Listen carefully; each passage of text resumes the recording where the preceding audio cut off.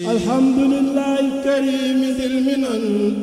ci kilifteefu Serigne Touba Serigne Mountakha Bassirou Mbacké xalif général des Mourides yal na fi yàgg lool te ànd ak wér ak Serigne Bassirou Mbacké Anta Niang xalifa borom daaru ci njiital ak ci teewaayu généralu Bamba Cheikh Ahmadou Kara Mbacké Noreyni diwaanu Bamba fépp ñoo am tawféex di leen fàttali di leen yëgal ak di leen woo ci guddik 31 décembre gi ñuy jagleel at mu nekk Cheikh Ahmadou Bamba Khadimu Rasoul ci stade Marius Ndiaye ren muy dajeek talaata fanweeri fan ak benn ci weeru décembre 2024 di ko dale 21h muy 24e édition bi tombeek tëjte activité annuelle diwaan bi thème bi dëggal jubal leeral vérité droiture transparence programme bi 20h durus kamil 21h30 kuréelu xasida 22h30 zikrulay ak taalif 23h15 conférence yi ak ña fay jël kaddu minuit généralu Bamba war a yegsi ci stadium bi minuit et quart discours de bienvenue minuit 25 kilifa diine yi ak autorité administrative yi jël kaddu gi 1h du matin ñëpp ànd teewlu message bu généralu Bamba Cheikh Modou Kara Mbacké Noreyni muy 24e édition guddik 31 décembre gi diwaanu Bamba fépp woote ren talaata fanweeri fan ak benn ci weeru décembre 2024 ci stadium Marius Ndiaye la grande nuit dédiée à Cheikh Ahmadou Bamba Khadimou Rassoul ñu di ko yëgal njabootuk Sëñ Touba gépp ak mboolem jullit yi di ko yëgal njiitu réew mi son excellence Bassirou Diomaye Faye premier ministre Ousmane Sonko mboolem gouvernement bi mboolem parti politique yi mboolem kilifa diine yi ak kilifay aada yi di ci woo mboolem talibe yi ci biir réew mi ak bitim réew mboolem daayira yi mboolem jullit yi mboolem këru diine yi soppe yi xarit yi wëlëre yi rawatina ndaw ñi sëriñ bi di soññ ci njub ak sàkku xam-xam alxadimiya day defar réew asalaamu aleykum